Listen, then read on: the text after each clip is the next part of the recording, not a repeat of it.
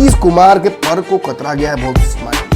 नीतीश कुमार अब भाजपा में इंटरफेयर नहीं कर सकते, ना भाजपा की बातों को नीतीश कुमार सीधे तौर पर जान सकते हैं, क्योंकि वो संवाद खत्म कर दिया गया है। भाजपा अपने मंत्रिमंडल के नामों को लेकर बहुत स्पष्ट है, लेकिन भाजपा जदयू पर दबाव बनाना चाहती है। भाजपा हर चीज में इंटरफेयर करेगी, भाजपा हर डिसीजन को खुद बैठकर लेगी, उसके बाद नीतीश को बताया जाएगा।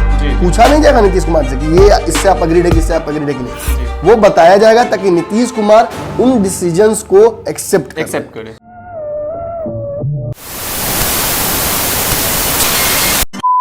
नमस्कार, भारत लाइव देख रहे हैं आप। भारत लाइव में आप पंचनामा देख रहे हैं। पंचनामा में हम खबरों की चीरफाड़ करते हैं और आज फिर एक खबर स्ट्रेचर पे है। मैं कंपाउंडर राकेश कुमार और हमारे साथ मौजूद हैं डॉक्टर नमन मिश्रा जी। आज हम पंचनामा में बात करने वाले हैं मंत्रिमंडल विस्तार को लेकर। बिहार में अभी तक मंत्रिमंडल विस्तार नहीं हुआ है। सर, सवाल बहुत सारे हैं जी, लेकिन कुछ सवालों से मैं शुरुआत करना चाहूंगा। लगभग 2 महीने से ऊपर होने को चला, बिहार विधानसभा चुनाव हो गया, सरकार बन गई, लेकिन अभी तक मंत्रिमंडल विस्तार नहीं हुआ है। क्या कारण रह गया सर? ये बहुत सारे कारण हैं, बहुत सारे अलग अलग कारण हैं सिलसिलेवार तरीके से, लेकिन वर्तमान परिस्थिति में अगर सबसे बड़ा कोई कारण है तो वो है भाजपा अपने मंत्रिमंडल के नामों को लेकर बहुत स्पष्ट है जी, लेकिन भाजपा जदयू पर दबाव बनाना चाहती है। जी। भाजपा चाहती है कि जब कैबिनेट की बैठक हो तो उनके लोग ज्यादा खड़े हों। अब देखिए, एक भाजपा के साथ सबसे बड़ा समस्या क्या बिहार में आ रहा था कि भाजपा को ये समझ में नहीं आ रहा था, अब तक समझ गई, लेकिन अब तक ये समझ में नहीं आ रहा था इस चुनाव तक कि आखिर कौन भाजपा का कोर मेंबर है और कौन नीतीश कुमार द्वारा प्लांट किया हो गया मेंबर है। बिल्कुल। तो धीरे धीरे नीतीश कुमार के प्लांट किए हुए कई लोगों को जब बाहर किया गया तो आप एक नई भाजपा देख रहे हैं। आपने तारकिशोर प्रसाद का नाम पहले नहीं सुना था, आपने रेणु देवी का नाम पहले नहीं सुना था, आपने कई लोगों का नाम पहले नहीं सुना था। शहनवाज सेंटिंग में बैठे हुए थे, उनको लाया गया। अब देखिए, प्रेम कुमार को बाहर सेंटिंग में बिठाया गया, नंदकिशोर यादव को सेंटिंग में बिठाया गया है। देखिए, संजय जायसवाल हो, नित्यानंद राय हो, भूपेंद्र यादव का प्रभार हो, ये सब कुछ नया है और इस नयापन में एक खासियत है। नीतीश कुमार के पर को कतरा गया है बहुत स्मार्टली। नीतीश कुमार अब भाजपा में इंटरफेयर नहीं कर सकते हैं, ना भाजपा की बातों को नीतीश कुमार सीधे तौर पर जान सकते हैं, क्योंकि वो संवाद खत्म कर दिया गया है। अगर बिहार के संदर्भ में आपको बात मैं बताऊं तो केंद्र की राजनीति में जरूर भेजा गया है सुशील मोदी को, लेकिन बिहार के नेता रहे हैं, इतने दिन तक बिहार में राजनीति की है, लेकिन बिहार भाजपा के किसी कार्यक्रम में, किसी काम में वो इंटरफेयर नहीं कर पा रहे हैं और ना ही उनको खबर मिल पा रही है कि वो नीतीश कुमार को जाकर बताएं। और इस वजह से हो क्या रहा है कि जो पूरा माहौल बना लिया था नीतीश कुमार ने अपने फेवर में, अब वो बिल्कुल उनके लिए उपयोगी नहीं रह गया है। और इस नए स्कीम ऑफ थिंग्स में जो मंत्रिमंडल का विस्तार है, चाहे एमएलसी की जो सीटें हैं मनोनीत करने वाले, जो कि 12 सीटें हैं, या फिर आयोग है, जो भी कुछ होना है, ये नीतीश कुमार के कहने पर नहीं होगा और नीतीश कुमार के हिसाब से नहीं होगा। भाजपा हर चीज में इंटरफेयर करेगी, भाजपा हर डिसीजन को खुद बैठकर लेगी, उसके बाद नीतीश को बताया जाएगा। पूछा नहीं जाएगा नीतीश कुमार से कि ये इससे आप अग्रीड है, इससे आप अग्रीड है कि नहीं, वो बताया जाएगा ताकि नीतीश कुमार उन डिसीजंस को एक्सेप्ट करे। लेकिन नीतीश को भी बहुत दिक्कत नहीं है। नीतीश ने जब ये बात स्पष्ट कर दी कि हम जो डिसीजन भाजपा लेगी, अब मुख्यमंत्री के जो बड़ा किरदार होता है जिसके लेकर नीतीश कुमार इतने दिनों से लगातार एक्टिव रहे हैं, अब उसी पर नीतीश कुमार ने कह दिया कि भाजपा तय कर ले, जिसे तय करना है मुख्यमंत्री, मुझे कोई दिक्कत नहीं है। तो मतलब नीतीश कुमार तैयार है। नीतीश कुमार की जो अंदरूनी तैयारियां हैं वो इस सरकार को चलाने और इस सरकार में अपना आधिपत्य जमाने को लेकर नहीं है, वो संभव नहीं होगा। 1-2 करके वो विधायक जोड़ते जा रहे हैं, लेकिन उससे वो 75 का मुकाबला नहीं कर पाएंगे। भाजपा 5 साल अगर सरकार चलती है तो 5 साल बड़ी भाई रहेगी। इसमें नीतीश कुमार का कोई इंटरफेरेंस नहीं हो सकता, चाहे वो कांग्रेस को तोड़ ले, चाहे वो राज्य में टूट कर ले, जो करना है कर ले, लेकिन नीतीश कुमार भाजपा से ज्यादा सीटें नहीं कर पाएंगे, ये तय है। और इसीलिए नीतीश कुमार भाजपा के डिसीजन में बहुत इंटरफेयर नहीं करना चाहते। लेकिन भाजपा की स्ट्रेटजी क्या है? भाजपा की स्ट्रेटजी यह है कि नीतीश कुमार पर हमेशा दबाव रहे। 5 सालों तक, 5 आयामों तक, जिस आयाम की चर्चा आप कीजिए, चाहे अगर आप कानून व्यवस्था की बात कीजिएगा, गृह विभाग भाजपा को चाहिए, दबाव बना हुआ है। अगर आप बजट की बात कीजिएगा तो सुशील मोदी को पहले ही साइड करके उस बजट पे पूरी तरह से भाजपा ने अपना अधिकार लगा लिया है। अब एक एक करके आप जिस भी शासनिक या आप सरकार के चलने के जो अलग अलग आयाम है उनमें से किसी आयाम की चर्चा कीजिएगा, भाजपा सब जगह भारी पड़ती जा रही है। यहां तक कि आप पंचायत चुनाव को भी देखिएगा तो वो रेणु देवी के हाथ में पंचायती विभाग डाल दिया गया है, जो कि नीतीश कुमार का बहुत करीबी विभाग था। और अब पंचायत चुनाव को लेकर देखिए संजय जायसवाल जो कि प्रदेश अध्यक्ष है भाजपा के, वो खुले आम अपनी जो राय है, अपना मशवरा है वो दे रहे हैं। वो पूछने नहीं जा रहे नीतीश कुमार की स्ट्रेटजी में क्या है। अब बात है कि बिहार में एमएलसी की कुछ सीटें हैं जो कि 12 सीटें हैं और वो मुख्यमंत्री के जो उनका निर्देश होता है उसी के आधार पर राज्यपाल पारित करते हैं। इसमें भी सीधे तौर पर नीतीश कुमार का चलेगा नहीं चलेगा। कागज पर साइन जरूर उनका होगा, लेकिन भाजपा तय करेगी कि कौन कौन जाएगा। देखिए नीतीश कुमार के कई मंत्री चुनाव हारे हैं, आइडियली नीतीश कुमार चाहेंगे कि इन लोगों को एडजस्ट कर ले। नीतीश कुमार को लौकुश भी साधना है तो चाहेंगे कि ये भी कर ले। सवाल तो ये भी है कि नीतीश कुमार के कौन से मंत्री को मंत्री पद मिले या फिर एमएलसी सीट मिले। देखिए कुछ हाँ ये भी बहुत बड़ा सवाल कर दिया कि भाई देना होगा तो दोनों देना होगा, क्योंकि चुनाव हार चुके हैं और 6 महीने बाद भी आखिर क्या हो जाएगा। चुनाव हो जाएगा, चुनाव होगा तो फिर तो नई सरकार बनेगी, फिर तो इस मंत्रालय का आवश्यकता ही नहीं पड़ेगी। तो यही बात है कि एमएलसी की जो 12 सीटें हैं उसमें 7 से अधिक सीटों पर दावा भाजपा का है। मतलब नीतीश कुमार के कई जो पूर्व मंत्री हैं वो मंत्री भी नहीं बनेंगे और सदन का हिस्सा भी नहीं बन पाएंगे।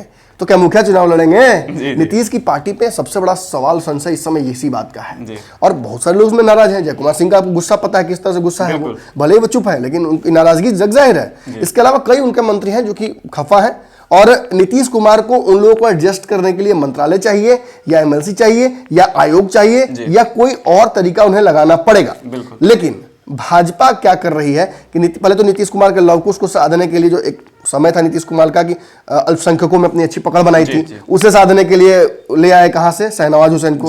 अब शाहनवाज हुसैन एमएलसी बन गए हैं और देखिए एमएलसी भी शाहनवाज को फुल टर्म नहीं बनाया गया है। भाजपा को पता है कि शाहनवाज हुसैन को भी बहुत ज्यादा हम सामने रख के फायदा नहीं उससे उठा सकते, बिल्कुल। लेकिन भाजपा ने जो सरकार है उसका हिस्सा बनाने की तैयारी शाहनवाज हुसैन को कर ली है।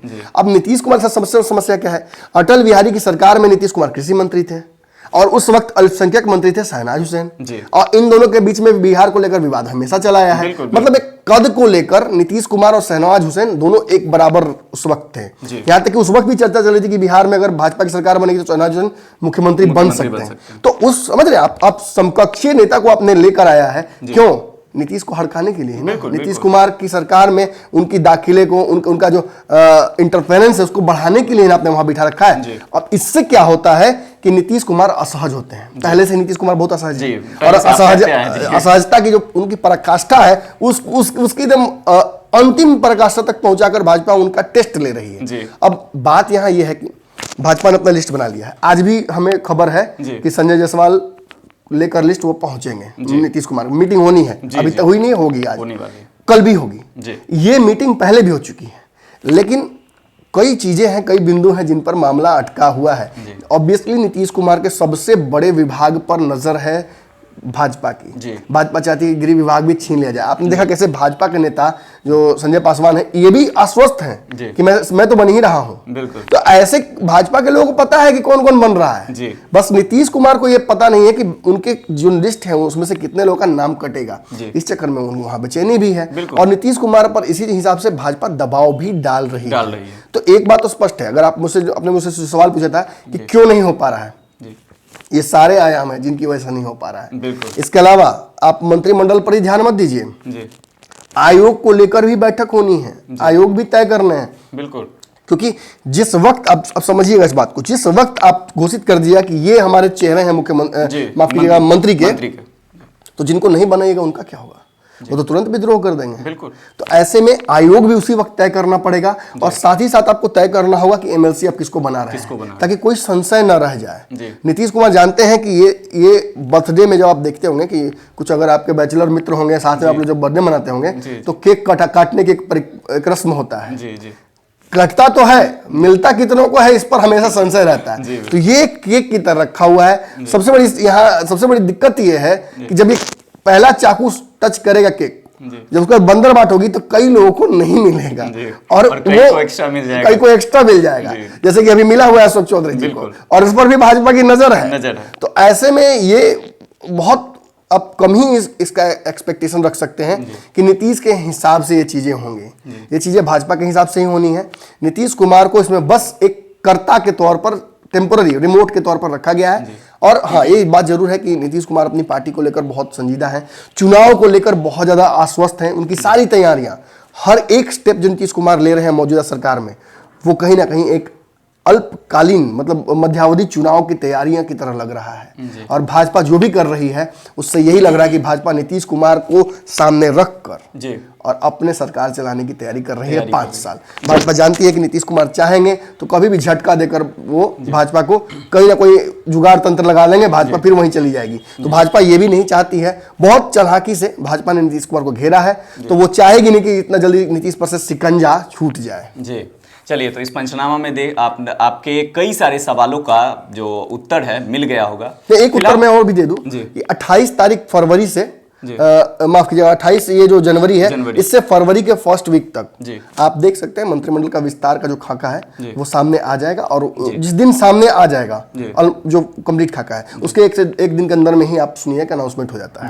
चलिए, जो भी होगा आगे देखने वाली बात है। उसके बाद हम लोग जब मंत्रिमंडल विस्तार होने के लिए सभी इंतजार कर रहे हैं, सभी हम लोग भी इंतजार कर रहे हैं। खैर, केक कटने वाली बात कही आपने, केक कटेगा, आप देखते हैं किसको ज्यादा मिलेगा, कि कौन बेचारा मुंह बना के बैठेगा।